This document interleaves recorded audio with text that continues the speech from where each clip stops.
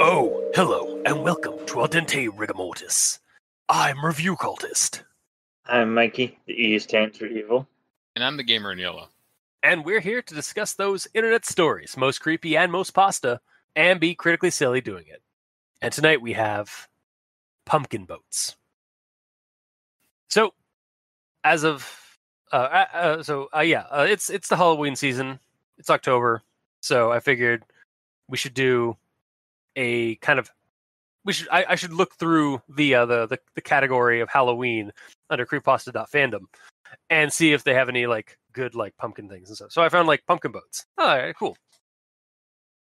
This one is by Kentops. And again, like I said, it's on the creepypasta.fandom, so you can check it out there. But I shall dive into the rundown. Our narrator is chronicling the events of 3 kids in a small town near a lake. These kids, Connor, Corey, and Ryan, have a tradition around Halloween. The night before Halloween, they take a pumpkin to the lake and place it in the water, then wait till the day of Halloween, so like the next day, and go to the opposite side of the lake to see which of their pumpkins made it across the lake. When they are placing the pumpkin in the water and getting ready to leave, Connor notices something or someone just behind a tree that lies in front of some dense forest, like watching them. Anyway, we cut to the next day as the trio head to the other side of the lake, where they notice that there's some light footprints in the mud as they are going around it. And then also find that Connor and Ryan's pumpkins have made it to shore. In fact, Connor's is in a patch of grass near the shore, but Corey's is missing. Then, when Connor takes his pumpkin home to carve, he notices there's a slit in the pumpkin, and when he opens up the pumpkin, there's a bagged note. And the note reads, "Have a jolly Halloween." Then that night, while the trio is trick-or-treating, Corey sees a pumpkin on somebody's property that looks exactly like his. However, the others dissuade him. Like, the others tell him, no, it's not. Anyway, they get home and start checking their candies. It's here that Connor finds a new note, and this time in his bag of candy. And it reads, "I hope you had a jolly Halloween." Connor is reasonably freaked out by this, and his friends manage to talk him down from any crazy speculations. The next day, Connor is home alone since he has the day off from school, but his parents are working. When he goes to grab some candy from the jar that he's stored his Halloween treats in, he finds a small box in a candy wrapper, like somebody has meticulously made, like put this very small box and wrapped it with a candy wrapper to make it look like it's a piece of candy. And inside the wrapping, it's not just a box; it's a small camera by the looks of it, and written on it says, "Soon you won't be jolly." Freaking out, again appropriately, at this point, he runs outside to his backyard, but then realizes that his property borders the dense forest. And as he attempts to retreat elsewhere, the narrator, who has been telling this story, comes out of the woods and snatches him up, taking him back into the woods for some ominous purpose. Not porpoise, purpose. Nair then states Connor won't be jolly for a long time. The end. Yep. It could have been for a nefarious porpoise. You never know. He could be yes, it could have been. Yeah, he could be feeding it to a porpoise, to a dolphin. Mm-hmm. Yep. The dolphin's just pissed off that like all that he got was a pumpkin. Like he got Corey's pumpkin. Mm-hmm. Wait, is this is it were dolphin?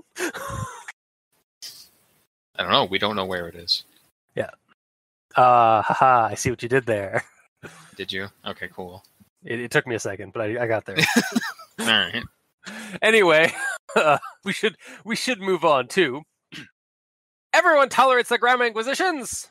at this point. So, yeah, I got a bunch of them. So for the grammar acquisition, I'm going to start with this one. Each year on the night before Halloween, Connor and his friends, Corey and Rain, would each place a pumpkin in the lake.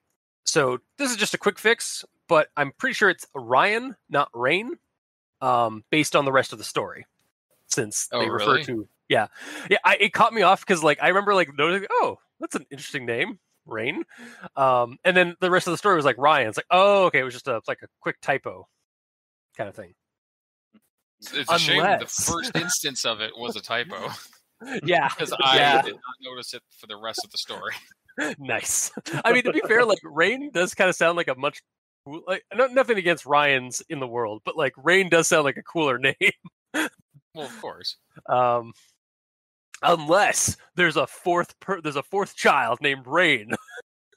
They rarely ever see. Yeah. Well, he was the one that was kidnapped initially. Yes, Ryan was it. What Ryan was behind the tree, and then in that space between paragraphs where they segue to the next scene, Rain was kidnapped by Ryan and replaced. Or Ryan and Rain are brothers, so Rain put the pumpkin in the lake, and then Ryan picked it up later to do the rest. Maybe, yeah. Because I believe that's the orientation of when the names were there. Yeah, maybe Ryan and Rain are the same, are not the same people. They're identical twins. Mm-hmm. So yeah, maybe, or maybe it's just a simple typo. No, that's impossible. Yeah, no.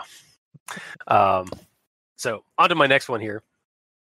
That tree lies in front of a thick forest, letting anything that used to lurk behind it hastily escape view. Early in the afternoon, Connor and his friends were at the lake, eager to start the long trek to the other side. Okay, whoa, hang on. First off, maybe keep the past tense.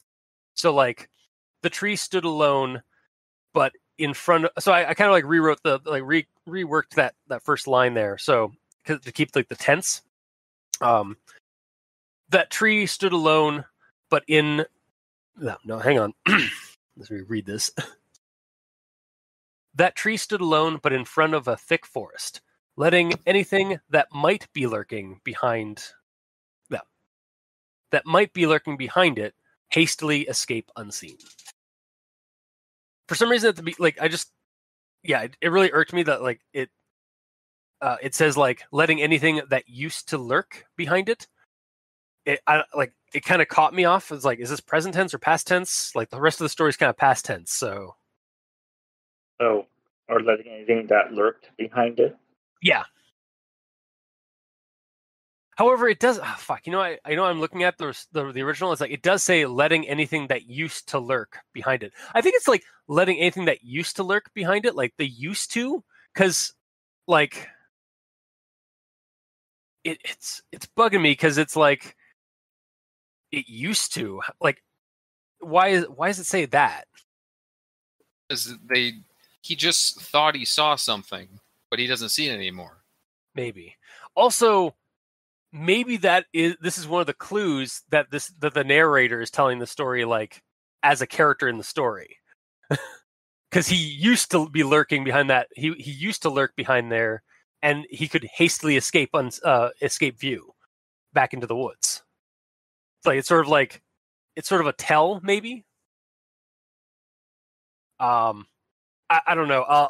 That was just kind of a minor thing that bugged me.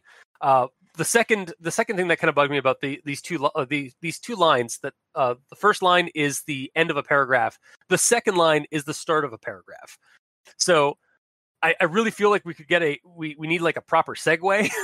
So maybe after the whole thing about the tree and something behind it being able to escape hastily, the last line of that paragraph should be not wanting to venture closer, they all decided to leave themselves to the safety of their homes.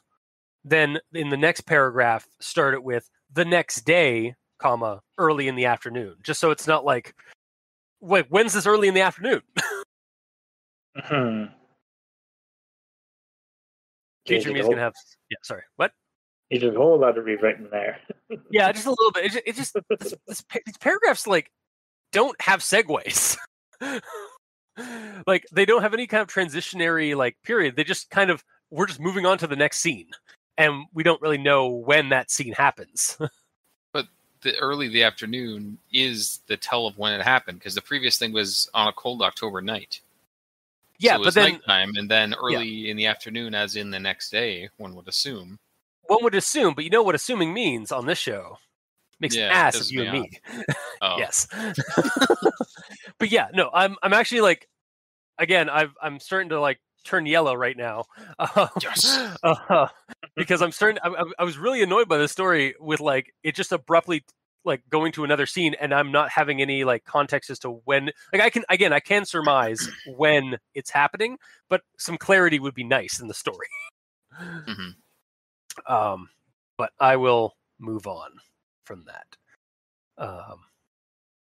There had been a brief downpour the previous night, hence the ordinarily bare dirt path had shifted into a damp mud. So I think the comma is slightly misplaced here. So it should probably go. So like it's there had been a brief downpour the previous night, hence comma the ordinary bare dirt path had shifted into a damp mud. So I feel like the comma should actually be moved to before hence. So it reads more. There had been a brief downpour the previous night, comma, hence the ordinary bare dirt path. Sorry. Hence the ordinary bare. Oh yeah, that's fucking yeah. Hang on, sorry. It's ordinarily, not ordinary. I apologize. Yeah. Hence the ordinarily bare dirt path had shifted into a damp mud. Wow, fuck me! I cannot fucking read today. Honestly, I don't blame you. I blame the sentence, because I There's also so many had words. I had a problem with like how it's wording the damp mud situation and everything as well. Do you want to go into that then? Like, sure, but even grammar aside, I personally don't like the way that it's going, because it's like, so early afternoon right now, right, and then the rain came. Sorry, it's early afternoon right now. Yeah. And this rain came on the previous night, and it was a brief downpour. So I don't know how. I feel like it would have dried up more than the visual it was giving me. Yeah, especially in the afternoon. Yeah, it's in the afternoon. Like in the morning, I could see like having to deal with it, but like unless it's just been like again, we don't. There's a lot of stuff missing here, so like we don't know if it's a cloudy day or if it was a sunny day on that Halloween. Yeah. So like because like that would dictate if the rain would like dry up, kind of thing. Yeah. Or like if it's loose sand and shit, that would turn into mud more. But if it's like packed dirt on a path, I feel like it wouldn't. Like I get that they need to say that there's footprints. That's fine. But when it's saying that the path had shifted into a damp mud, it sounds like the entire, like when you're walking through it, it's like, like that's your footsteps, like it's that thick. Meanwhile, I don't think it's meant to be that sort of thick mud. It's supposed to be like wet. Yeah, like it's supposed to be like wet and like malleable enough that like footprints would be left in it. Yeah, but like I'm with you. Like I kind of feel like you could really do without like some of these like the wording in this, or even like the footprints aren't even really that necessary for the story. It kind of gives a hint. It's like that there's a person that did something, because like the person moved the pumpkin to a grassy patch. But it's also a path that people generally walk on. Yeah, no, you're right. Yeah, maybe if it was like bare feet, like footprints, like bare human, like without shoes. Fuck, I hate the English language. I know. Like, you know what I mean, though, right? Like, yeah, it would be a lot weirder if it was like human, like bare footprints without like the shoes. That was in the mud. Because generally people wear shoes these days. Exactly. Yeah. Yeah, because again, like you said, like people trot across this like path all the time, so like they use shoes. So it wouldn't be that weird that there'd be somebody walking down this trail. Yeah. Either way, this whole thing could be written a little bit simpler. Like, I didn't write down something, but it'd be something like, there had been a brief downpour the previous night. Hence, the normal dry dirt path is wet enough to leave light footprints. Maybe that's still kind of awkward, but yeah, like it's showing that this definitely needs to be like looked at and like reconstructed. What it might be meaning is it was raining last night, so the murderer came by last night when it was muddy, tracking footprints in the path, and then by late afternoon the mud's dried up, but the footprints are still there. Yeah, because that happens. Like. Yeah, you definitely see like footprints that like have like they've been made in like the wet mud, and then when it dries up, like it preserves it, like preserves the imprint, right? Yeah, that might be what it's actually meaning. Maybe, but that is like we just spent like 5 minutes talking about like how to get there. So, and like what's funny is I'm also going to be keeping in my my anger, my bout of anger of like, God damn it, I can't read today because it's weird to read. No, because that again, like that shows like how hard this was to read because of that, and just like the word saying like had shifted into a damp mud. Like, what does that even mean? Like the path itself had shifted. Yeah, because it had changed into mud. Like it's weirdly written the way it is. Like that's not a normal way to write this. It's turned into a mudslide. Whee! There you go. Yeah, clearly. All right. With that, let's transition to my next line that I need to gripe about. As they continued down the path, they spotted the lake. Wait, they were already at the lake. Like walking around it, like okay, so like they're going down the path, like and like they see the muddy like prints and stuff like that. And as they continued down the path, they spotted the lake. They were walking around the lake. Why did they just spot the lake now? Like maybe it meant this one is early in the afternoon. Connor and his friends were at the lake, eager to start the long trek to the other side. Yeah. No, that's what I mean. Like that's what I'm trying to get at here. So like I think maybe what it should have been was they spotted their goal, the shore on the other side of the lake. Or it's something like okay, let's say I know I have to explain this out, but whatever. Yeah, let's say fine. They enter, they get to the lake on the one side, it's the west side, whatever, and they put their pumpkins, right? And then they arrive there the next day, but they have to get to the other side, which means they have to like go southernly, like through the like follow the path to the south away from the lake. And the path goes like there's trees on the other side, so you can't see the lake anymore. And when the path comes out on the other side of the lake, they are back at the lake. They arrived at the lake again because they had to take a path that broke their line of sight with the lake. That really needs to be put into the story, if that's the case. Also, I think it would actually be better if they had to go through like a path that went into the dense forest to kind of again tie in the significance of the dense forest. Yes, like even further. Yeah. Yeah, no, like that was my big issue is like early in the afternoon, Connor and his friends were at the lake, eager to show up to the long trek to the other side. And then, the downpour thing. And then they get to the trail there. They continue down the path. They spot the lake. I was like, wait, what? Gah. Meanwhile, we're walking uphill to try and read the story and comprehend it. Yeah, the simple way is just change it from they spotted the lake to they spotted the shore. Yeah. Where, like the landing shore or whatever. Yeah, the shore is probably the best. Yeah. The shore where they know that the pumpkins always float to or whatever. Yeah. Mikey, do you have something else to add? Well, maybe it's just the kids being stupid, and while they're walking along the path, one's like, "Hey, look, lake!" So they're just pointing out that they see the lake.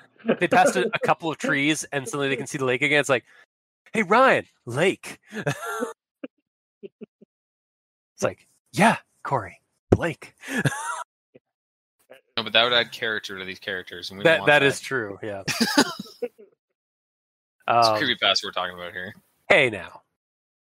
I'm an all-star, I know. Damn it! I was really hoping that would happen. Anyways, I digress. Let's move on. Let's continue rolling this giant pumpkin uphill. Mm-hmm. So when they stepped foot on the small patch of grass that borders the lake, Connor noticed something.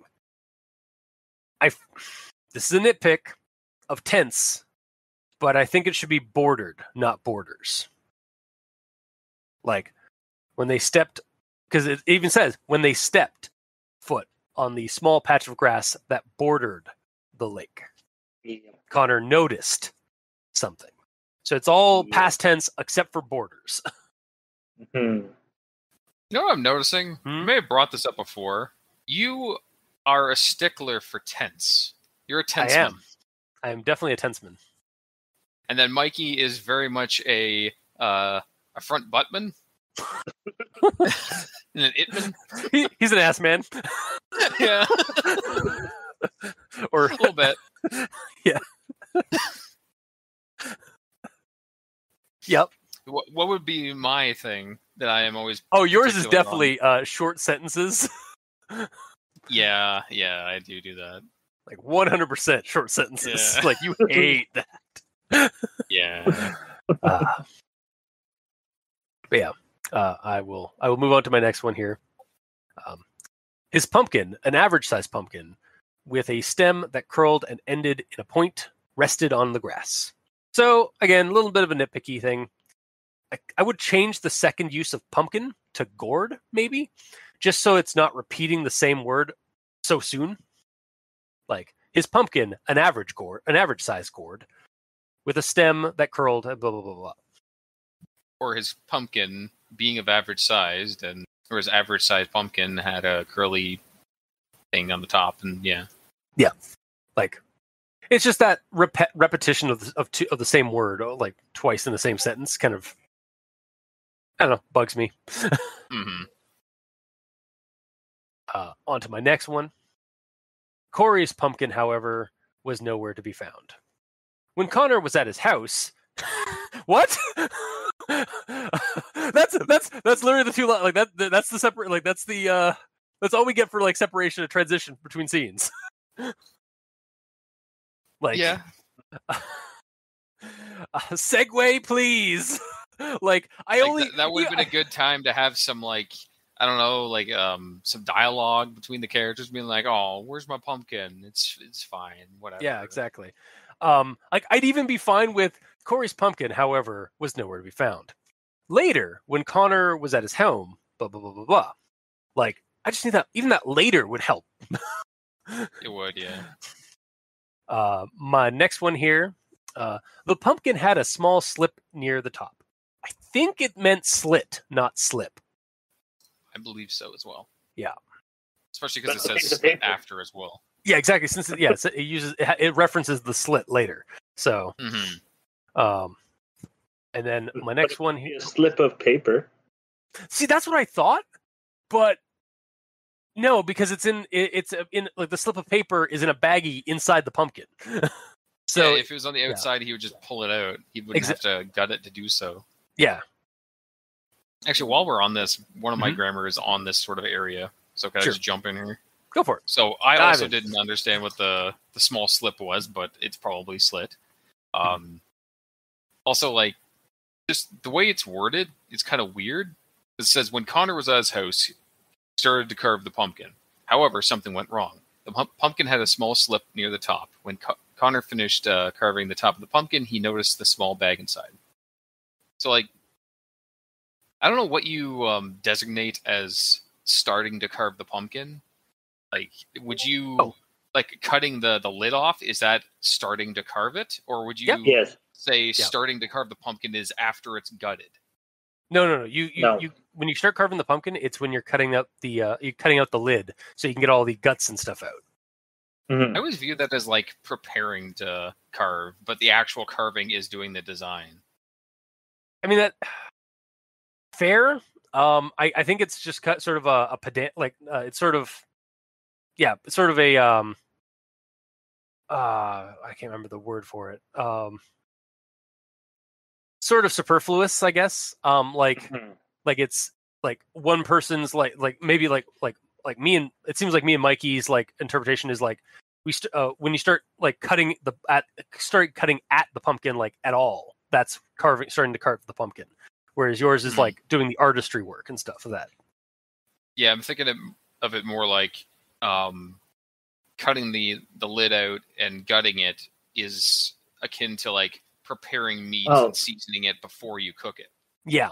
But well, thinking about like carving a turkey, it's as soon as you start cutting it up, that's when you start carving the turkey.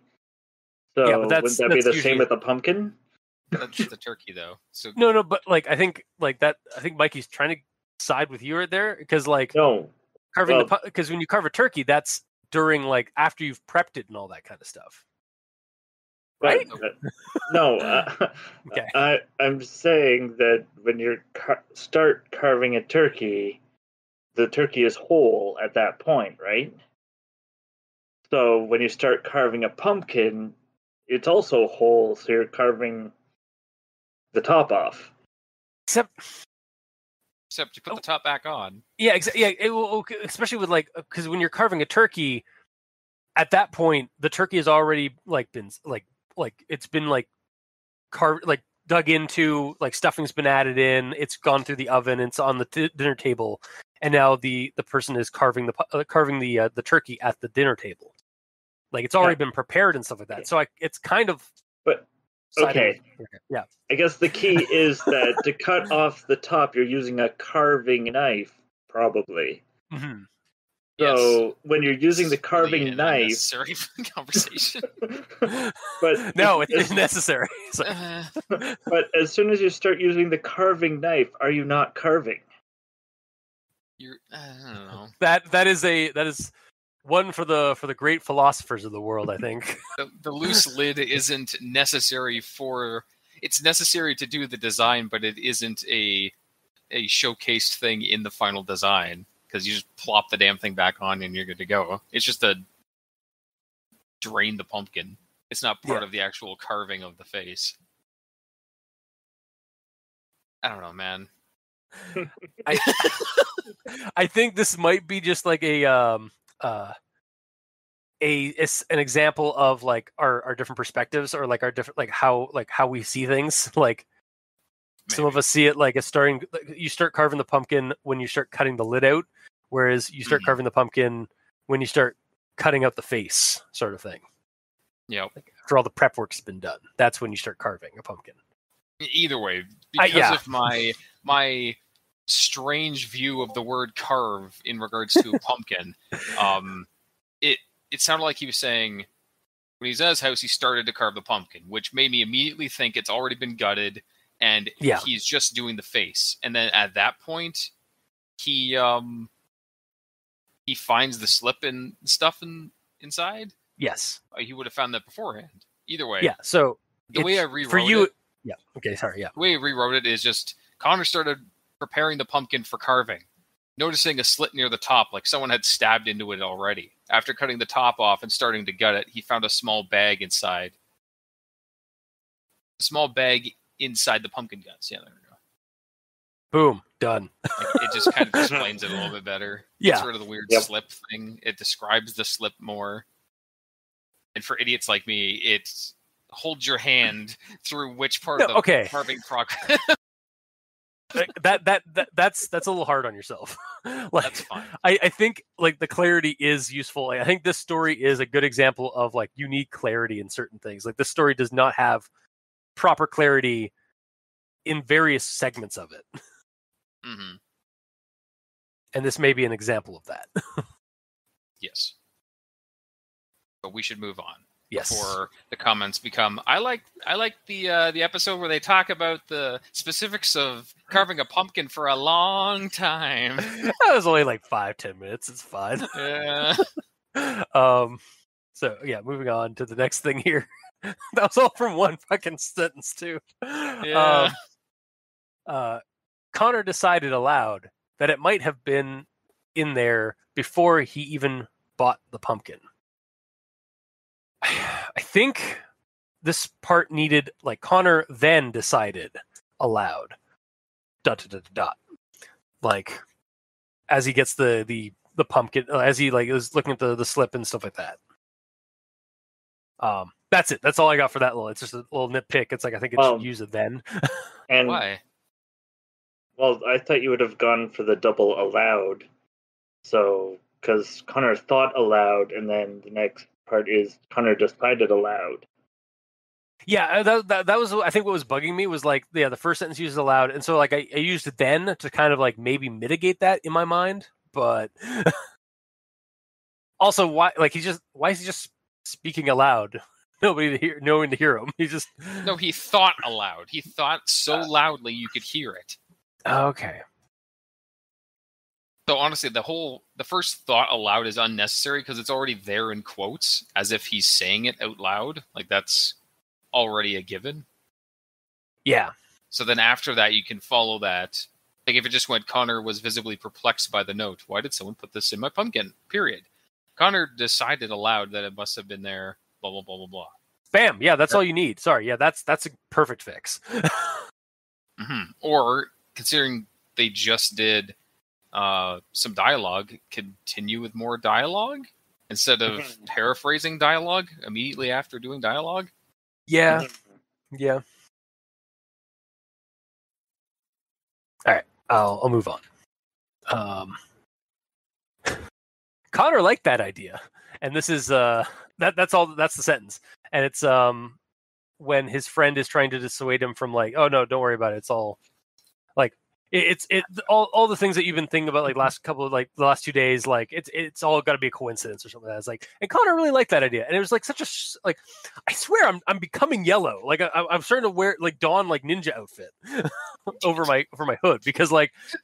This is a very short sentence, and I had to, like I wanted to fix it, like maybe lengthen the sentence a little bit more. So like Connor liked that idea, comma, for it meant he didn't need to dwell on any kind of paranoid fears he might be having. Yep. That works.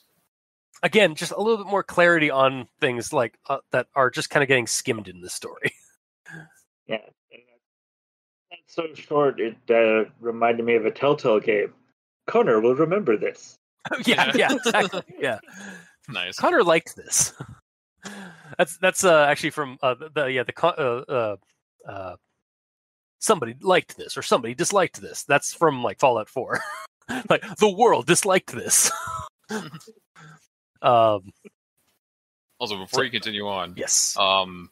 In regards to the previous one, just because I was thinking about it while you were continuing on with the next one, I was thinking about how odd it is that it keeps saying specifically how Connor thought this aloud, and then he continued to like decided out loud all these other things, and why that was important, and why it couldn't have just been thought.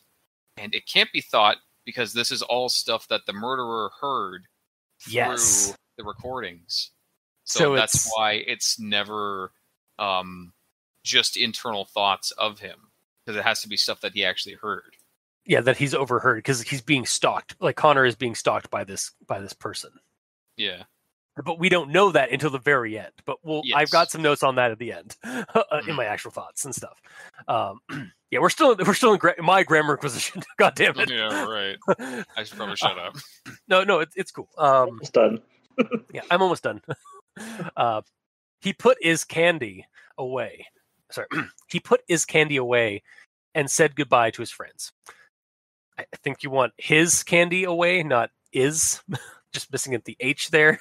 Unless it's a specific brand of candy I'm not aware of called Is Candy. Yeah, or for a moment he went Cockney. It's like he put his candy away. But I digress. I'll move on to my last grammar acquisition. And this one's a really simple one, but I feel like a change needs to be done to hammer in a point. So Connor's backyard is right next to a dense forest, so he tried to flee. I really feel like it should be Connor's backyard is right next to the dense forest. Just so we have just as a better way of calling back the dense forest from earlier, where we saw where Connor saw the movement behind the tree and stuff, and just to add like an extra level of dread. But why does it have to be the same forest? I feel like it should be so that we have like a connection to like the creeper. Like again, when we get that revelation at the end, we get that the creeper like stalked over to Connor's place from the dense forest near the lake. But if he's stalking him, he'll follow him through whatever the hell forest he wants. I know. I just like it doesn't have to be, but I think like narratively, like that one word kind of adds a little bit extra dread to the situation, because like, oh no, it's the dense forest. Like, ah, God. I think it needs to be laid down a little bit more throughout the story that his house is on a forest that they go through to deploy the pumpkins. It does just kind of like happen it last second. Yeah. It's like, by the way, his house is backed onto a forest. Yeah, it does kind of just like drop that like he runs outside, and for some reason he runs to the backyard outside, away from view of the public, usually. Yeah. Yeah, because that was the other thing that I thought was kind of weird, that he didn't run out the front door, he ran out the back door. He's a stupid kid, I guess. Yeah, I guess so. But yeah, okay. So yeah, that's my grammar inquisition. So, Mikey, I hand you the torch and pitchfork. Well, you've got most of mine. All I have left is the conjunction junction. Ooh. And next stop, conjunction junction. Doot, doot. But I rushed to him and grasped him. Finn. Junction. Yeah, that was like that was more of a bus stop. That was a dead end. No, that was a butt stop. That was a butt stop, guys. Fuck. Yeah, Jesus Christ. Junction is normally like two or more things that intersect. Yeah. You got a straight up dead end there, sir. But that's fine. Yeah. As soon as I recognized what line it was, my head I was just like looking down, and then my head went. I was like, it recognized, like, what? Wow. Well, thank you, Mikey, for that hilarious little bit. Yeah. Sorry, little butt. I'm here all night, unfortunately. Yes, unfortunately, indeed. Yep. Okay. Then I guess gamer. Oh yeah, and for those unaware, Mikey. Oh yeah. Normally says more than one sentence of sentences that start with words that they probably shouldn't, because there's always better words. Man, so I guess the story actually is better than some other stories that we've done, where because it only had one out of the entire story. Yes. It did not fall into that very easy to fall in trap of its, ands, or buts at the start. Yeah, it also because it references Connor and Ryan and Corey like whenever they're saying the name, or whenever they're referencing one of the boys, it uses the narrator uses the name. Yep. So, but yeah, I guess it's on to you, gamer. Yes, you got most of mine as well. My last one is I don't even know if I should bother talking about it, because. All right, so is this about the end? It's kind of okay. Shit, it's like a. Yeah, it's not. The quote is not the end, but the end makes my problem with this quote null and void. So how about I'll talk about it when you talk about the ending later, I guess. Okay, that's what I was gonna suggest. Do you want to wait till I get to my comment at the end about the ending? Okay. All right. So I guess with that, we'll go on to actual thoughts. Great segue. Better than this story segues. Mm-hmm. So I'm going to start with this one here. I think most of my notes are actually pretty about the actual story, like the actual like content of the story is actually kind of positive. So just as an FYI. So starting with this, Connor used to reside. Wait, hang on. Okay, yeah. Connor used to reside in a small town near a lake. Each year, on the night before Halloween, Connor and his friends, Corey and Ryan, would each place a pumpkin in the lake. On Halloween, they would travel to the other side of the lake to see if their pumpkins had arrived. Wait. So, just... What? What? Knowing the end. Fuck! Right? So anyway, yeah. With this part here, like the whole like the pumpkin boat, like the pumpkin boats, like it's the like from the title, and then we get into this. I really like this tradition that the kids have. It really does feel like something that me and my cousins would do during my childhood. Like it's something that we like. I could see kids doing as a tradition. So it kind of grounded the setting of the story, the setup for the story, in my head. While reading the story, like aside from all the terrible errors and like typos and like lack of segues and shit, the plot itself was kind of grounding me with the setup. And then I'll move on to the next part here, which is more just like a comment of what have you. The boys knew that they should head home. There had recently been a kidnapping, after all. Connor and Ryan started to walk back, but something had caught Corey's eye. It was the plot! Was literally the first comment I ever did on this entire story. And just as an update, oh, how right I was. I just didn't know the full context yet. Mm-hmm. Also, it's interesting that Corey noticed the strangeness, yet Connor is the one that's being effectively stalked and tagged through the story. Yeah, because he's avoiding contact from him, not necessarily his friends as much, because they're not the target. That's true. The next one I have. In his hand was a square candy, with a red wrapper sealing it shut. On one side of the wrapper was slightly transparent. Connor unwrapped the candy, only to find a box. The box had a small camera lens on the side, and the top read, "Soon you won't be jolly." So at first, when I was reading this part of the story, I was like, oh, so he found a starburst. Like, that's how small I thought the candy was. And then when he reveals that there's a camera inside the in the box, like that's what the box is. It's like a camera, like a little like spy camera kind of thing.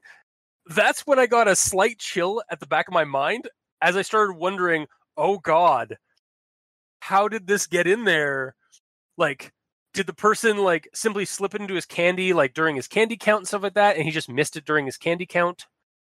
Or was this from like overnight while he was sleeping, he slipped it into the candy jar because like after like stealthily breaking into the house and stuff like that? Like, these kind of thoughts were like circling with my head. It was like, how did this camera get in here and stuff like that? Like, all the horror. What happened? I'm assuming because I have to do that in this story. I'm assuming when they were out trick-or-treating, and Corey mentioned, hey, I think that's my pumpkin. That is his pumpkin, and that's the murderer's house. Yes! It was a trick-or-treater. There, he was giving them candy, and he made sure to give Connor, in his handful of candy, he put the little camera and gave it to him. Yeah, for sure. 100%. Like, those are the clues in the story. And again, this story, like, by the end, like, once we got to this part of the story, I got some serious, like, stranger danger, like, real world creeper vibe from the, like, for the horror of this story in a single paragraph at the very end.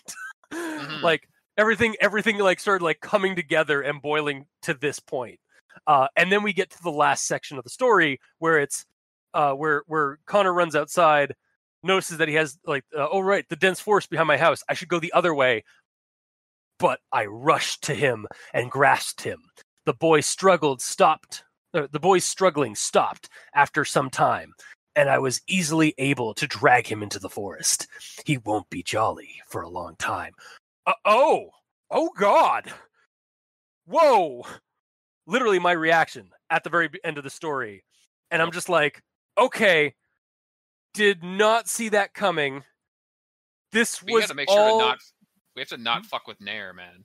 Yeah, yeah. Because the Nair will fucking come and get you. Like he'll go meta on our asses. And now I know what the title card, if I ever get around to doing title cards again, is gonna be. It's just like a guy like creeping out of the pages of the story we're doing. Yeah. Anyway. Yeah. No, I was just like, so the narrator was actually writing all of this the entire fucking time.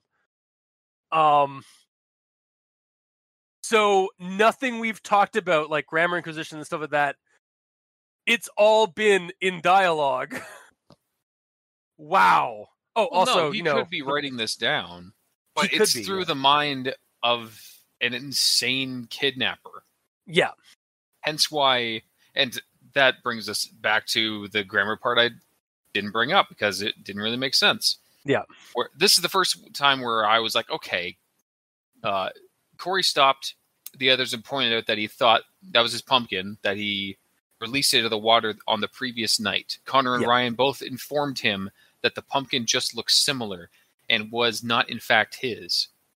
That does not sound like the thought process of kids. It sounds like a scientist is telling the story. It's very wordy and specific and doesn't make me feel like it's being said by a kid in the moment. And after the fact, we find out it's not. It's because it's a creepy guy that is watching them and recording what they are saying. Yeah. So you actually like caught that like right there, like you were like, huh, this doesn't sound like children talking. I mean, it was bugging me the whole time, but that one specifically, where it's like Connor and Ryan both informed him that the pumpkin had just looked similar and was not in fact his. Okay. It sounds like it's a guy taking notes. Yeah. So here's my question for you then. When you got to the end, did it like click with you and like you were okay with it, or did it bug you? No, I was very okay with it.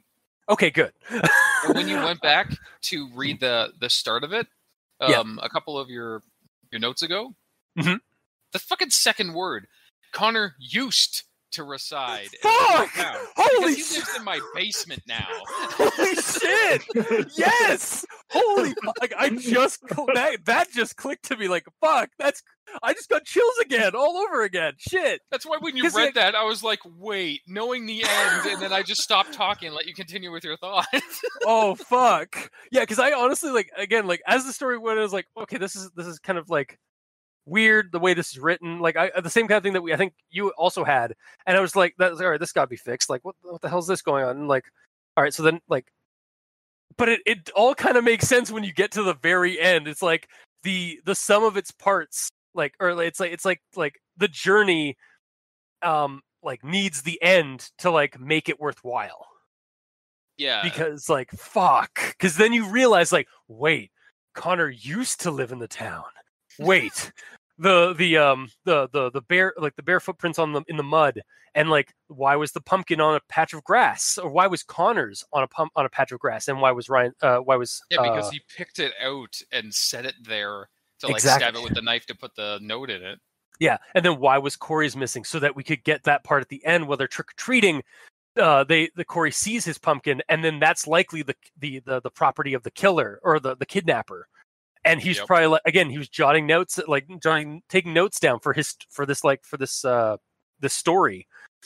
And then at the very end, like with the camera inside the candy wrapper, like that part, like just like kind of gets you primed to get primed right for the like the last bit of it, where it's suddenly the narrator steps out of the writing booth, like taking the camera. It's basically like it's like in a movie where the camera guy, like the camera is like the movie's being filmed like like a movie, like a proper movie, like a not a proper movie, but like a Hollywood style movie, like a cinematic movie.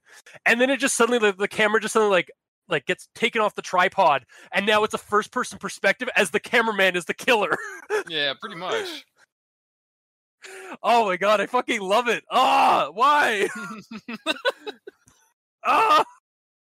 Yeah, no, that like literally like the ending makes this story like so much.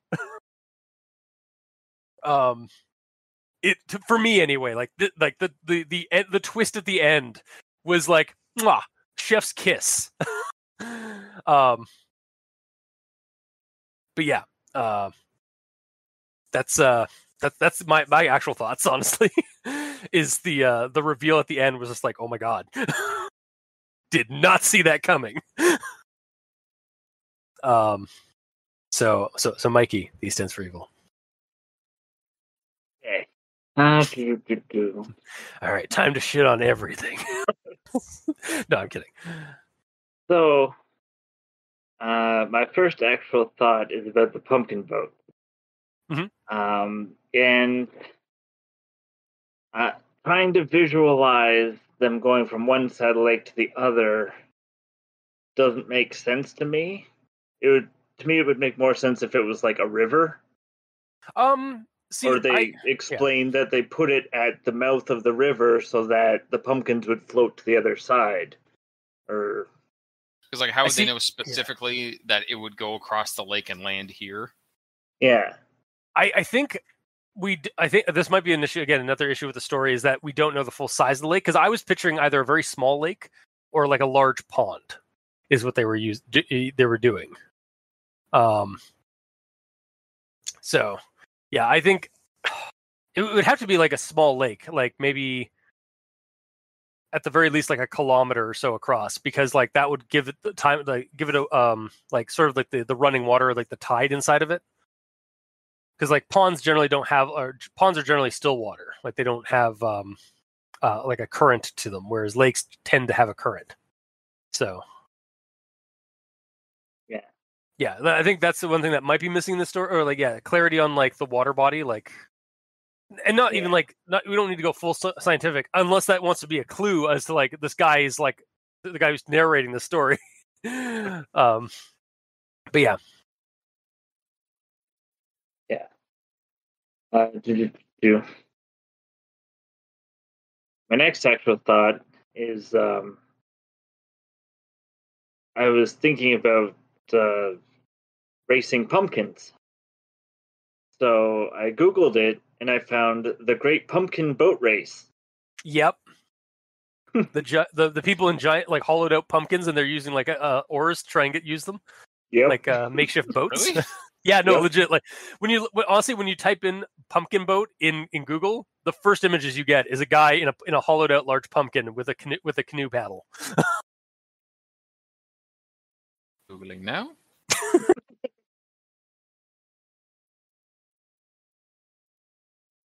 Please hold. Oh my god. Adorbs. Yahar. It's like dragon boat racing, but more festive. A little bit. That's why Lannis wanted wanted to see the Great Pumpkin. He wanted to kill it and then use it for the annual pumpkin boat race. That's a Charlie Brown reference. Yep. Ah. I wasn't sure if you caught it or not, gamer. I didn't at all. Yeah, it's from the Charlie Brown special. It's the Great Pumpkin Charlie Brown, where Lannis has a pagan god that he wants to go worship in the pumpkin patch. Is it Linus? Oh, Linus, that's what it is. Yeah, yeah, it's Linus. Oh, yeah, okay. Yes, I know was it Lannis that was actually like who the fuck is Lannis? Okay. Sorry, yeah, I got it mixed up. I apologize. I am the Lannis. It's like also, a knockoff Judge Dredd. Well, Lannis is also the name of one of the characters from the Fistful of Misanthrope Shadowrun game. Oh, okay. Sorry, Mikey. I think that's where I got where I thought the name came from. So probably. Yep. This is all getting edited out. No, it's not. Yeah. It's gold. Okay. Gotta put 2 outboards on his giant pumpkin boat. Yep. That feels like cheating, sir.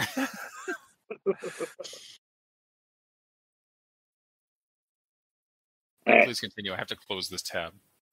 Before you fall down a rabbit hole. Mm-hmm.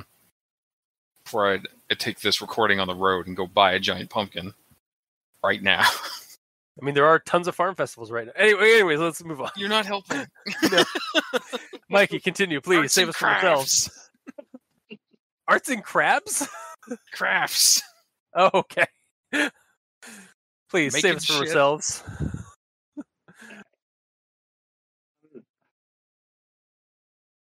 So I liked the subtle foreshadowing, but the blatant foreshadowing was a bit, I don't know, ham-fisted for me. So the whole, there had recently been a kidnapping after all, that, like, early on in the story. Fuck. So you say that's blatant, but I was just left wondering. It's like, okay, so that's going to probably tie to the plot somehow. Yeah, but yeah, but I didn't. But it doesn't and it does tie to the plot. Like, I do agree that. yeah, but because it's basically says, oh, there's been a kidnapping. You're thinking, oh, there's going to be a kidnapping for the rest of the story. Yes, but it's not. But not in the way you think, because you don't expect the narrator to be that until it's revealed at the end. Unless, did you catch it? Are me and Gamer just dumb, and you caught that a lot sooner? Well, I figured there was going to be kidnapping, but I didn't expect it to be Nar. No one expects Nair. No. So. No one expects the Nairish Inquisition. Yes. The narrative inquisition. Mm-hmm. Yeah. All right. So my next note here was that I liked the notes found in various places. Yeah. But for me, the camera at the end seemed more of a bit of a stretch, because yes, cameras can be small, but they need a source of power, and there are spy cameras, but are there starburst size spy cameras? Yeah, like the one that comes to mind is the classic camera in a teddy bear. Yeah, like that has lots of space for a battery to power the camera. Yeah. I will give you this. Yeah, the camera, like, looking at it, that's a really small fucking camera. That being said, he doesn't say it's a starburst at all. No, that's true. That's true. But, like, again, it's the story doesn't tell us what the size is. It just says that it's a piece of candy. So he felt a strange object, so he pulled it out. So the fact that it's strange means it is not a candy-sized object. Maybe say, like, add-ons, like a strangely large object. Yes. Like, that might fix it. It says in his hand was a square candy with a red wrapper sealing it shut. Yeah. Yeah, because again, for some reason, like, my first go-to was Starburst. So. Yeah. So a little description about the size of it would be good. Yeah. Aside from just it's a strange object. Yeah. Yeah, and it fits in his candy jar. Yeah, exactly. And so it doesn't. Strangely large candy object. Yeah, like maybe a strangely large piece of candy, so we pulled it out. Yeah, that would work. I think that would work. Yeah, because again, like I mean, I don't know what you guys visualized for like the candy jar, but I basically just inserted a cookie jar of sorts. Yes. Because for again, this like camera, I imagined the size of a jawbreaker, just a square. Yeah, exactly. Like that would be a much more appropriate like size. Now that I think about it. Yeah, and you also have to think that the candy jar would have to be clear. For the camera to work. Yeah, that's true. It would have to be clear, and it would have to have been meticulously placed. Yeah. Exactly. Oh, it would have to be meticulously placed. So if that's the case, then perhaps he did sneak in and put that there. Because otherwise, if it was just lumped in there with a bunch of candy, odds are the damn screen is pointed at other candy. Yeah, exactly. Just like it's just jumbled in there. It is sort of like to what, like, part of me, like, as much as like I like it, like, because it did cause my initial like dread and stuff. One of the questions that kind of like pokes holes into it a little bit is like, to what purpose? Because he was already going to. The guy picked it up, or the kid Connor picks it up out of his jar, sees the message, runs outside, gets snagged. So what was the point of the camera? To get him outside so we can grab him. Maybe I'll have to ask you this, Mikey, because you're a little more of a tech aficionado than the rest than me anyway. Would a camera like that, like the size it would be, like, say again, like a jawbreaker sized kind of like spy camera thing, would it have wireless capability? So like maybe the guy's like checking on his phone to see if he could to see if when the kid like freaks out and like look, like when the kid picks it up and then like sees it and like freaks out, so he knows when to strike, maybe. Yeah. Well, yeah, we're getting more complex with technology. Like, yeah, yes, cameras can be small, but the biggest draw is the battery and being able to charge and have the camera going. Either way, to answer your question, yes, you can do that, because I know that there's security systems out there that you can pay for, where you have cameras on your house or whatever, and you can connect to that with your phone. And hell, I've seen ones that have a one-way microphone on them. So like you can use your phone to talk through the camera to tell someone to get the fuck off your lawn, even if you're not home. The problem with that is that most of those cameras are hardwired. So they have a direct access to a power source, and you configure them to connect to Wi-Fi and whatnot. There are. I'm Googling now, like a spy camera. Wireless spy camera. It's possible he snuck. Okay, here's the thing. If he snuck into the house to put the camera in, he could have just snuck in the house and took the kid. Fair. Also, so I just found one on Amazon. There's mini indoor spy, or basically discrete camera. It's wireless, weather resistant, high definition. It's a lot of money, and it has a built-in battery, and it fits inside your palm of your hand. Mm-hmm.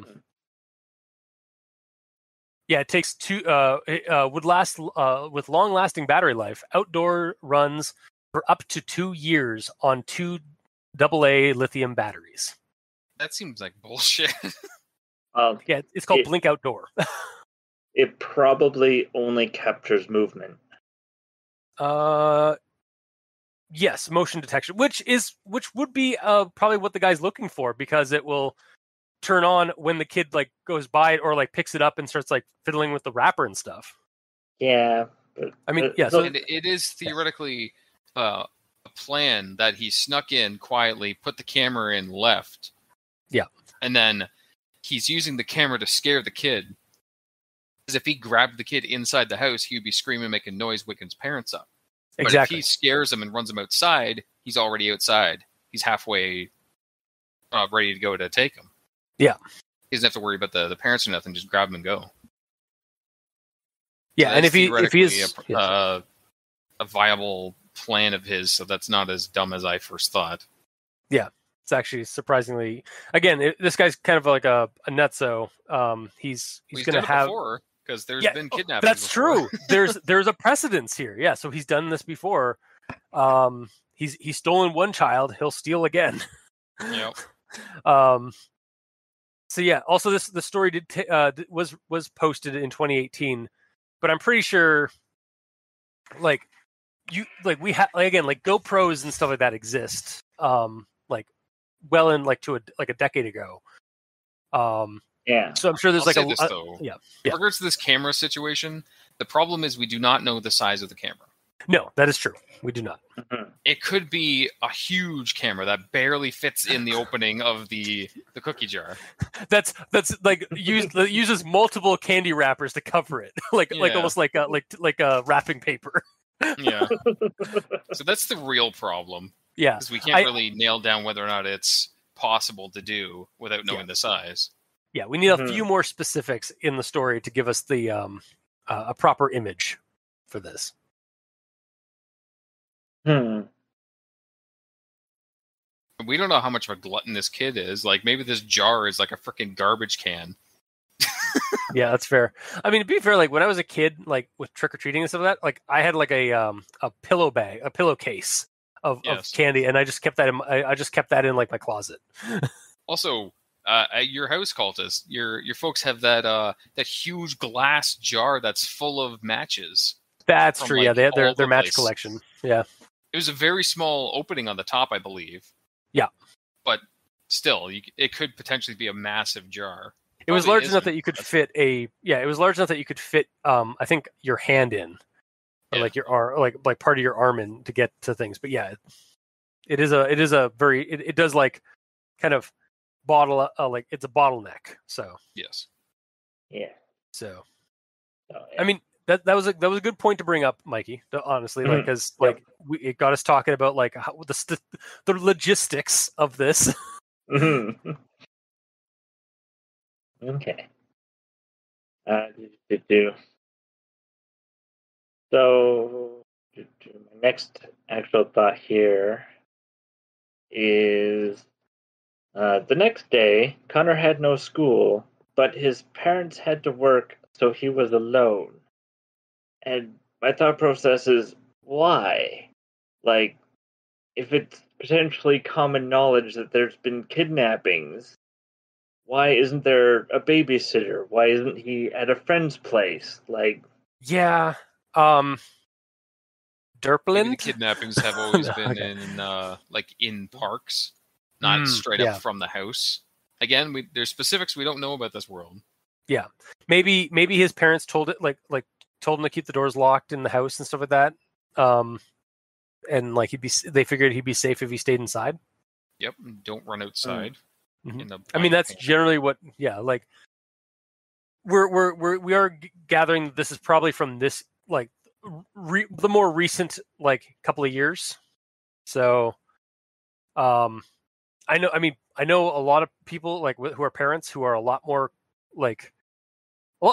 vigilant about like their kids about their kids like whereabouts and like and whatnot than like our parents were kind of like. I mean, I remember being able to get away with a lot more shit than than kids nowadays. But yeah, kids are on a tight leash these days. Sometimes literally. Mm-hmm. Yep. We also another thing to poke at the story. We also don't know how old these kids are. They're old enough that they are able to walk out to a lake or to like a local like water body and do this tradition of pumpkin thing. So I'm guessing like preteen, like 10 to 12 maybe, or 13. Yeah, they're at least not aged out of trick or treating. Yeah, they're not aged out of trick or treating, but they're not young enough that like their parents are comfortable with them like going near a lake, unsupervised. So I'm guessing like preteen. Yeah. Yeah. And then my next actual thought here is after he finds the camera and the note, Connor stumbled backward and ran outside in a panic. Like, yeah, why? I mean, to be fair, like my first reaction to this, like to that finding out what the camera while reading the story was the person's in the house. So yeah, honestly, this seemed like a very logistical, like a very I do in quotes logical reaction, given that he's panicking, he's freaking out, he's wondering if the guy's already in the dude's still in the house. Like, is like how else did this camera get in the into his jar of? So yeah, he like stumbles back and in a panic runs out the closest door, which would be the backyard. So it actually does make sense why he ran out the back door, because it was in a panic. Also, like, he has no idea how many other cameras are in his house. Yeah. So just because he throws that one camera out or runs to a different room doesn't mean that the dude's not still watching him. Exactly. I mean, granted, there could be cameras in the trees all around his house. There probably is. Yeah. Also, as it maybe an extra thing for the story, and maybe clarify that maybe the candy jar is like in the kitchen near the back of the house, kind of thing. Maybe. No, it's his candy jar, isn't it?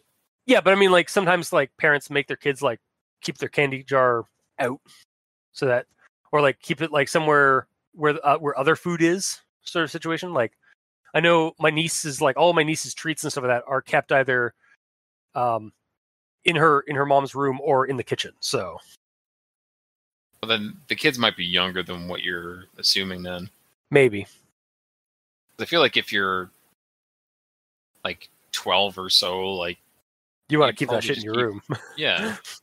Fair. Or maybe his room is close to the back of the house. So like you maybe have that, like, again, maybe just clarify, like, I don't know, maybe it's just like a superfluous, like unnecessary detail.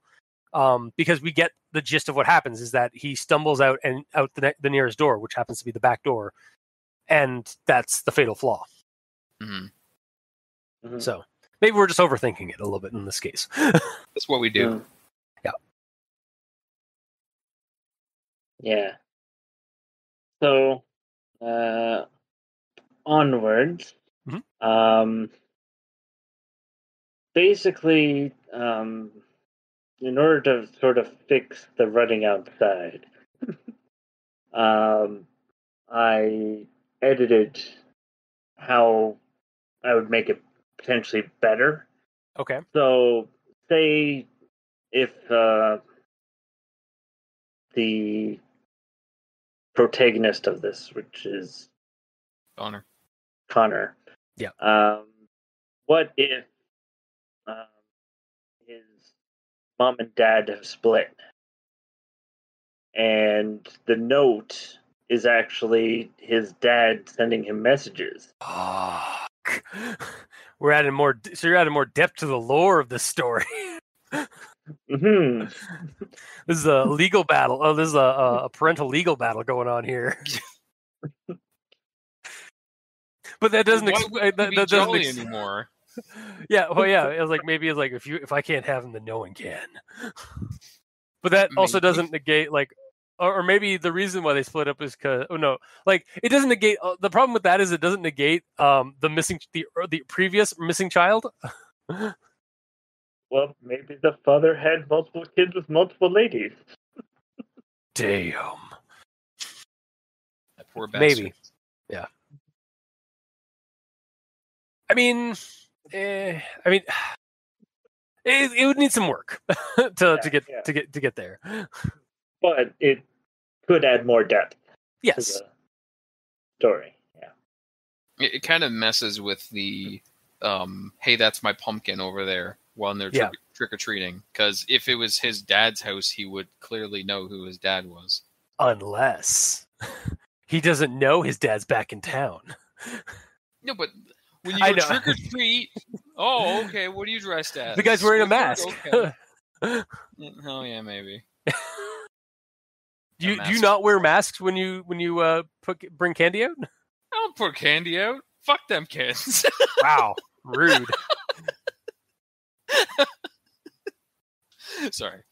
It's all good. So now that we've exposed Gamer to his holiday spirit, or lack thereof, yeah. Yeah. So we don't really get many people walking around here. Really? We get tons on our side of the neighborhood. You're on the main street. That's true. You see like 2 people walk by down here. It's like they just do the main street and they're like, oh, that's enough. Now, just because of this, I'm going to take my niece over to your place. Ah, fuck.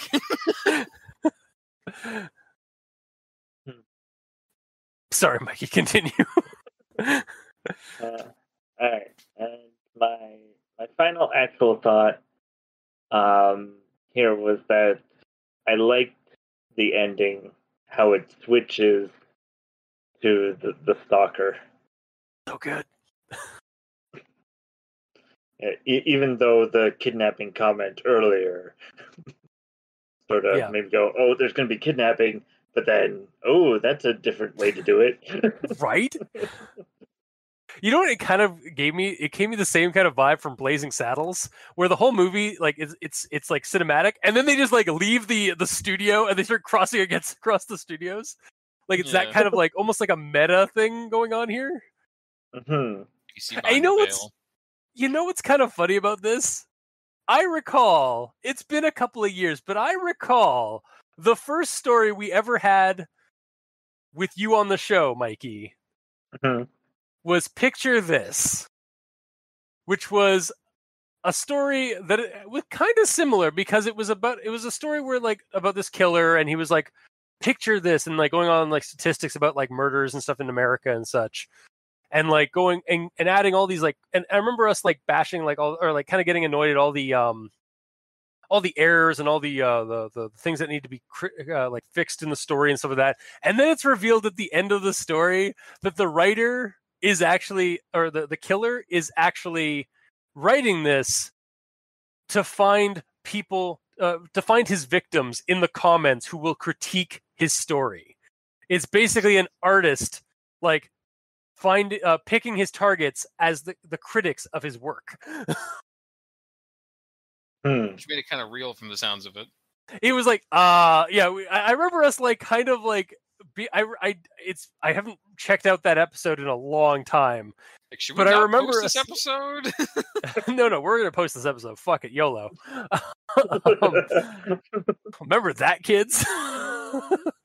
But yeah, like I remember us like seeing that, and then like I also remember us not liking the story, just even regardless of it. But this is like the exact opposite, because like we all like seem to really like have a positive reaction to the ending of this story. Yeah.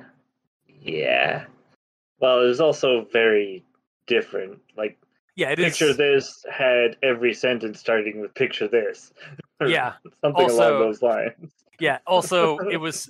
I guess the difference between that story and this one is that one was blatantly targeting people who critique creepypastas, whereas this one's twist ending isn't targeting us. It's actually a legit good twist. Oh, are you saying that the Picture This one isn't? It was.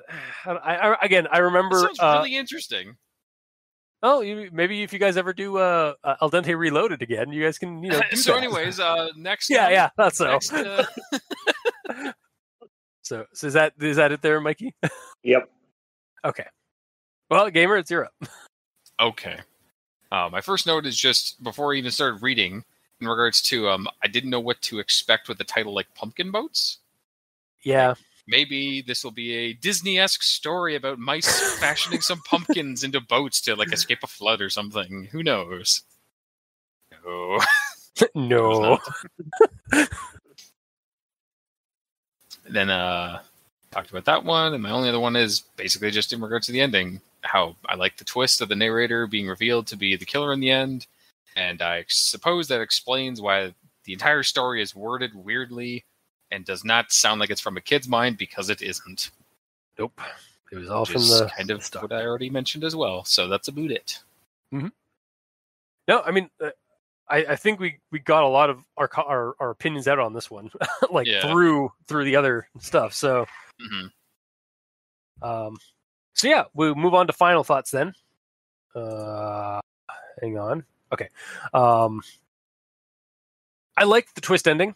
And even the little events and traditions of the boys are having, I can visualize the little lake or large pond kind of like for the most part. And like, I got really into like this like little tradition of like putting the pumpkins in and stuff like that at the beginning. And then that twist ending, just like, whoa, like everything made sense at the end. The problem with the story though is it just needs a lot of a good round or two of editing, to clean up some of the stuff in it. And that's why I'm going to give this a partial recommendation, because for the start and finish, good execution. It's just that middle part was kind of like leaving me confused, and like there was some work that could be done with the actual like writing of it and such. Unless it was all intentional, because it's the way the narrator writes. Yeah. At which point I give it full recommendation for the immersion level. But yeah, a mostly positive partial recommendation for me.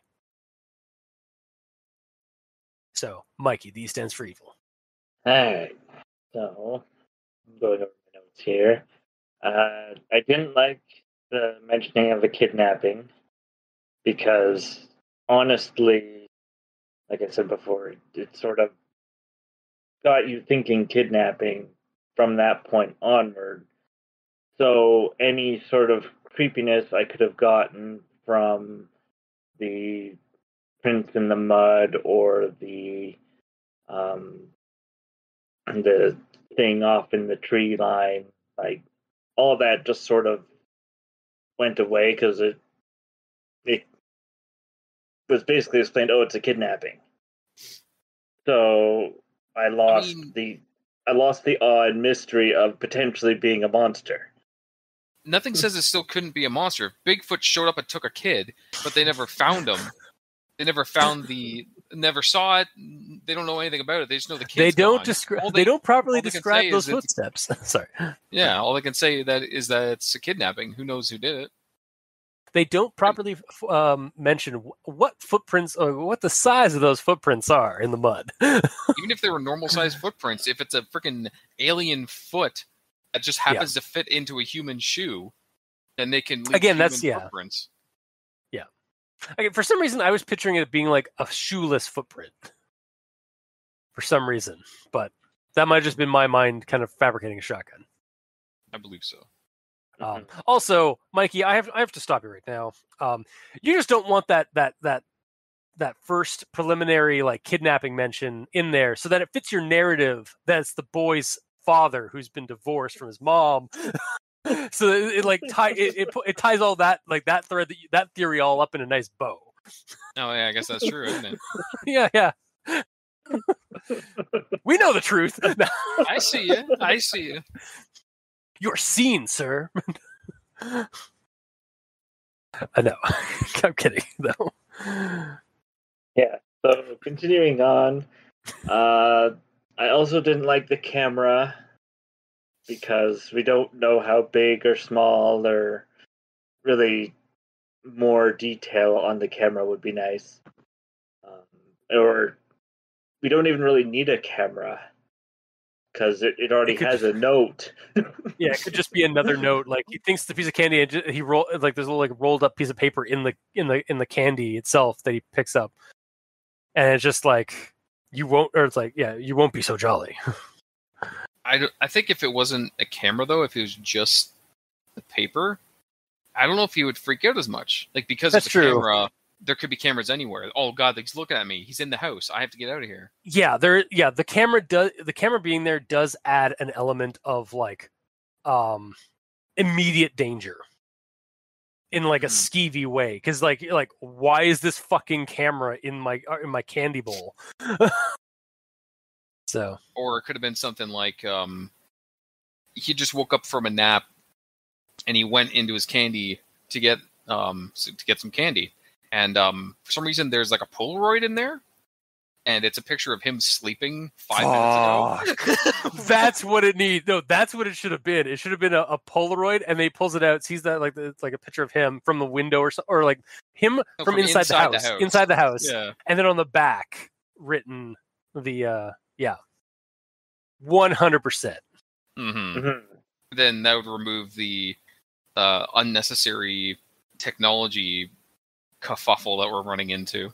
Yeah, because I mean, I figured this kidnapper is like waiting out there in the woods, and like he figures he's got a 50-50 shot if this kid bolts it out. Like when this kid eventually like runs outside, he either goes out the front door, and then he just the kidnapper just slinks back into the woods and like goes away, or the kid goes into the backyard, and he spots him, and that's his chance. So. From a low tech point of view, because otherwise, like with the camera, like if it is some kind of like wireless spy camera kind of thing, he might be like checking his phone the whole time, like has his phone. I was like, all right, where's this kid going? All right, he's going at the back. All right, I'm ready. Yeah, whereas, yeah, he could do it high tech, he could do it low tech. Either way. Yeah. And continuing on, and I liked the twist at the end, so I feel like I have to give this a partial recommendation. but I don't like it. No, fair. Gamer, you're up. So reading through it, it was like a bit of a strange story to read through, because I went through expecting the narrator not to be a specific person, but the wording of everything was so not the way that a kid thinks. I thought it was just poorly written, basically. I suppose, like, I took it as the writing being mismatched to the characters that were there, but it turned out that it's because it's Crazy Killer writing all this, and that's great. I mean, it's great for the story, it's bad for them. Yeah. With the ending, this is totally fiction, right? Totally. Right? Maybe. But with the ending, though, it puts the whole story in a different light, and I believe it warrants a reread, which I don't think I've said before. Whoa. Because reading the whole story again, everything is in a different light, as I said. Like, simply stuff like Connor used to reside in a small town. Yeah. Or each year, on the night before Halloween, Connor and his friends, Corey and Ryan, would place a pumpkin in the lake. So he's been watching them for years. Fuck. It puts everything in such a creepy tone. Yeah, it's something. The stalker's been watching them for so long. The story up until like the ending of the, like when you first read up until the end of the story, it's kind of like, you know, like kind of chill music, kind of like some playful music with a little bit of like occasionally like some score that has a little bit of air of mystery to it and such. And then we get to the end where it just like cuts like a horrible like droning sound, and then it cuts to like a flashback, and we go back to the beginning of the story and start reading the story again, and the score is completely changed, and it's just creepy violin strings the entire way. Yeah. Pretty much. But the few problems that we ran into across the way, they're either explained out by them not being the kids, and this not being just a narrator that isn't a person. There's a couple of actual typos, but typos are typos. It's not really a big deal, and none of them really fucked with my enjoyment of the story, so I'm going to give it a full recommendation. Holy shit. Because, like, it's just, like, small little things. Yeah, like, yes, they're big. Like, okay, the camera. Like, what's the size of the camera? It matters, but at the end of the day, it's something he found that scared him enough to get him outside the house so he can be taken. So that's it true. Served its purpose, and I understood that. Yeah. And yes, things could be fixed. Yeah, for sure. Nothing's perfect. Just because it gets full recommendation doesn't mean it's who was phone level of creepypasta. Like, nothing can be who was phone. I mean, that is, again, God tier. Yeah, of course. It's not God tier, but I'd recommend it. Yeah. No, that's fair. That's wow. Yeah. I'm shocked because I'm giving it a partial recommendation and you're giving it a full. That's my shock. Yeah, of course. What has 2021 done to us? It's a weird time. It is a weird time to be alive. Or kidnapped. Yeah. He could still be alive, though. That doesn't mean he's dead. Because he used to live there, but now he lives in my basement in the woods. He's still living, though. Yeah. Anyway. The only other thing I gotta say about this is I find this story creepier than most of the monster stories we read. Because it's potentially real. Yeah, it's so that's like again, and we've had this discussion multiple times on the show about like the difference between like a ghost and like supernatural elements in a story versus skeevy real life horror, like a person is the monster. Yeah, as soon as there's something that is not real, there's a disconnect. Yeah, there's no disconnect here, so the immersion to it being potentially a real world story is always there. Yeah, like this actually harkens back to our sticker, like one of our earliest episodes. Me and Dr. Leviathan talked about 1999 in the same context. Like, whereas I remember us talking about it and like really, like the conversation was, I really wished that I was really hoping that there had been some kind of supernatural element through in 1999, just because of how real world creepy that story was when I first read it. And Dr. Leviathan was kind of he got it, but his way was like he liked that it was real world. because it added that extra like groundedness of like horror. Like it added the more grounded horror in that like this is something that could happen. Like it's a grounded horror. Like it's something that can actually happen in real life. Like in 1999, we lived we live about an hour away from the town that one is set in. Yeah. And so like again, like I've been through that area. I've also I've had a TV that you had to like use bunny ears to like get like different like local channels and stuff like that. So like local 99, the local channel in that story again hit a little bit more home for that whole situation. So, and again, like people like deranged humans doing this kind of shit to like kids and young people and people in general is a common occurrence. Like you see it in the daily newspapers. So like it leaches on to that like real world horror of like your insecurities. Like, are you truly safe in your home, or when you walk your dogs out in your neighborhood? Like, who's watching you while you're walking your dogs? Kind of thing. So, yeah, I think it's definitely something that comes up. And like the nice thing about like supernatural stuff is that you can tell those kind of stories and then like give it a little bit of a sugar coating so that it's not as visceral. Because sometimes that is also like sometimes those real world creepy stories can be traumatic if you read them because like they hit a little too close to home kind of thing.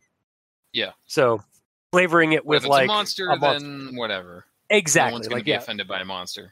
It becomes cathartic. It becomes a way of like the writer being able to do something cathartic with the story while also like sugarcoating some of the more like traumatic parts of the horror. So yeah, to make them easier to swallow. Exactly. Yeah. Yeah. Getting back to the final thoughts. So I guess all in all, 2 out of 3, and really just like some editing could do, but like ultimately the story was enjoyable, especially right at the end. Like when you get by the time you get to the end, that's where like I think we all agree like that is where it like really hits home. So, and at least for me, it made it enjoyable twice. Yeah, because I love that. Like, I got to the end, I at least had to skim the rest of it to be like, "Oh shit! Fuck!" That's so good. Yeah, I like again, like earlier in this episode, I had a visceral reaction when you like brought up. It's like he used to live here. Like, oh shit! I'm glad we got that in recording. Oh, it's so good. Okay. Anyway, so yeah, that was this week's episode. If you like what you heard, or if you didn't, leave us a comment in the comment section below. This gets posted, whether it be on Podbean, Facebook, YouTube, or Tumblr. We're all on Twitter. Mikey is at the E stands for evil. The Gamer in Yellow is at the Gamer in Yellow, but without that W at the end because his name is very long. Yeah. One of these days they'll give me one extra character so I can just have my full damn name on there. One day. You could also just like get rid of the. It's a joke now. Okay. We've gone too far. It's literally just a couple of types of ways. Like, no, too far. It's too much work. Yeah. And I'm at Review Cultist. You can also send us emails at aldenterigamortis@gmail.com. That's aldenterigamortis@gmail.com. Where you can also leave us suggestions for other creepypastas, spooky things, cryptids, Reddit no sleeps, the whole works. Send us them, and we'll read through them and talk about them on our show. And if you'd like to help support us, you can go to Patreon. Look up Al Dente Rigor Mortis and select the backer tier you'd like to support us at. We have $2 and $5 tier with special episodes, early access, extra content.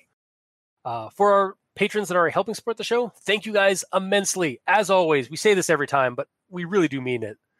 Thank you. You're helping keep those hosting bills at bay, and we very much appreciate that.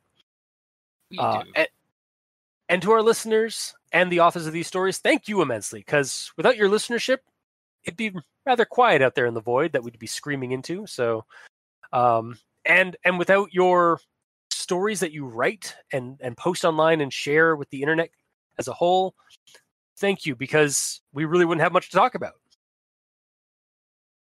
So until next time, I have been your host, Review Cultist.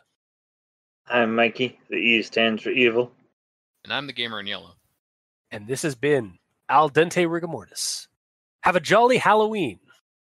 Sleep well. Or soon you won't be so jolly.